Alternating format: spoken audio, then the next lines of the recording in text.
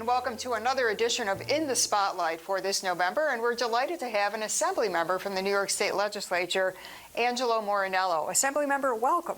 Thank you. It's a pleasure to be here. It's nice to see you outside of Albany in your office, not instead of mine. Yes, we've got you on our turf today, and Yes. I really appreciate you coming in to do our segment today.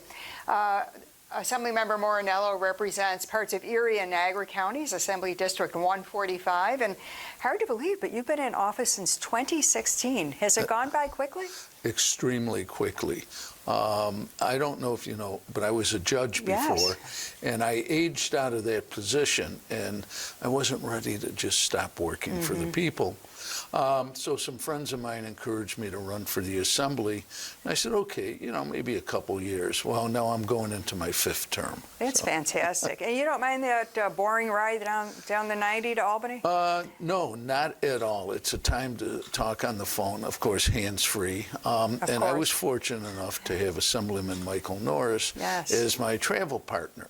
And we would ride together back and forth every single week for 8 years, and it was just wonderful. He's a great guy, too. I just want to give a plug to Assemblymember Norris, who is now going to be a judge. Supreme Court judge. Yes, yes, and it'll be interesting to see what happens, but he's a gentleman as well. Angelo, I want to talk to you a little bit about the falls and development efforts. I know that's something that's near and dear to your heart. How do you characterize what's happening in Niagara Falls? I see it as a new dawn, and I'll tell you why. We are very fortunate to have Mayor Restaino, because Mayor Restaino is got the ability, between he and his brother, who's city manager, to look at the systemic failures and try and correct the past. When you have an issue, you always have to look at what is the underlying cause. And the cause was no focus on what had to happen. They have now cured a lot of the issues that had come before where developers wouldn't come in. But more importantly, their vision, coupled with USA Niagara, which is Anthony Villardo is president of that, they have just, and this is all on the state dollars. I mean, the state has invested millions in the city of Niagara Falls, and there's money sitting there waiting. They have just completed, and the property is almost fully cleared. They've removed what they had bought from Smokin' Joe Anderson, the prefab building, and that is now open space. There is a development for housing, and it's moderate rate housing. They will then work on the old Fall Street portion. The interest rates are hindering that a little bit, but there's a plan there to put retail and residential, which is what's necessary to bring critical mass. The mayor is working with Bank on Buffalo to acquire the properties that Blue Cardinal had a right to, but had failed. They were going into foreclosure, and the mayor, in his wisdom, has been working with, like I said, Bank on Buffalo, to do what is called a short sale, which we're very familiar of. The difficulty with going into a foreclosure is you have to put them up for public auction. Once you put them up for public auction, you're going to get more tire kickers that just do nothing. And they sit on them, they come with no money. And waste time. And waste time. So, and what the plan is, and the reason I can reveal this is, we had what was called the Cataract Fund, which were monies that Governor Como had diverted from the state's portion of casino funds and given it to us for a radius of, I believe it's 2 miles around downtown. And then we could do it. We have leveraged that money into 5 times, $5 for every dollar that we were able to give out. But we just gave the mayor enough money to finish that short sale. They are working with Niagara University, who came and made a presentation. They will be putting student housing. They have put out, Niagara University has put out requests for interest, RFIs. They have 2 companies that specialize in student housing.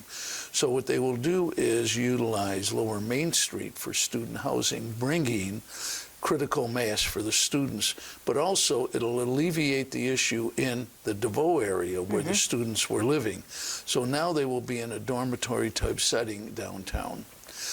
There's a potential to get entertainment venue there, which will then add to that entire mix. So there's vision there. Finally, it must feel like such a relief to you to see things coming to fruition.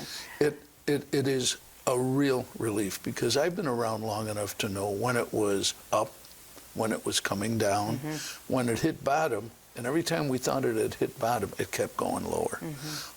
So I'm very encouraged. And you couple with that the investment, which has been in my 8 years there, the state has invested almost $500 million in refurbishing the park. They have given us a world-class asset in the park itself. The other thing they've done, and people have to open their eyes and look and read, because they have put ingress and egress points from the park into the city. It's not closed off where people cannot come in anymore. They have bought properties, they have put overlooks, they've built stairways to the gorge, and they just keep moving on and moving on.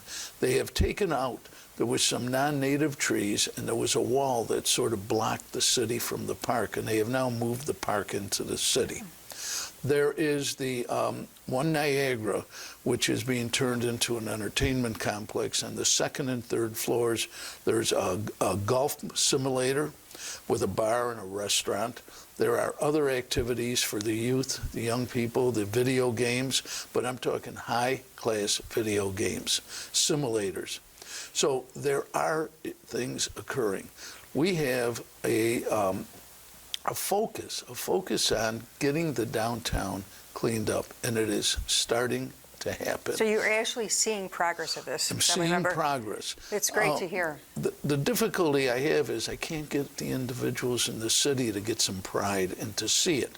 We still have a lot of negative individuals saying nothing happens, but you can't have anything happen until you build a foundation. It's like putting a house on sand, okay? The Leaning Tower of Pisa, okay? It does lean, and why does it lean? Because part of it was put on sand, okay? So I am encouraged, okay? And I'm also encouraged that there's some focus now on housing and improving the housing stock. So we need to do that. That's a key issue for the realtors, of course. Yes. And we only have about a minute left, Assembly Member, but I do want to ask you what you anticipate in the new legislature session in 2025, especially being a minority member. Well, the minority member is not really a negative because I've been able to work across the aisles. It's great to hear. And the key is constituent services and be able to contact commissioners to get things done. If you involve yourself in the big fights, you miss the boat of what my position is. Okay, I'm the people's house. What do I anticipate? I think the outcome of this election is going to dictate how the session goes. But I really want to advocate for non-wasteful spending, for intelligent spending, for putting money in programs that are effective, not multiple programs that many are not effective and the money just goes by the wayside, but have a little more accountability, a little more to watch. And this is one of the hallmarks that I'm pushing for, and we'll see what's going to happen. It's going to be difficult to anticipate until we get there. Until you get there. Well, I look forward to seeing you in Albany the next time our crew of realtors come in on lobby day. And if constituents or anyone else would like to reach you, how would they do so? They can contact my office. They can look at the Gazette. The phone number is there. My staff is willing and able.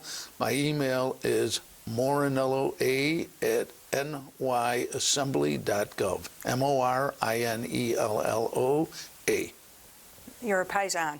Paisan. I love it. All right. Well, thank you. Thank you, Assembly Member. Great to see you. Thank you for coming in. Appreciate it. And it's always a pleasure to have our community leaders in the spotlight. Our thanks to Assembly Member Angelo Morinello. We'll see you next month. Thank you.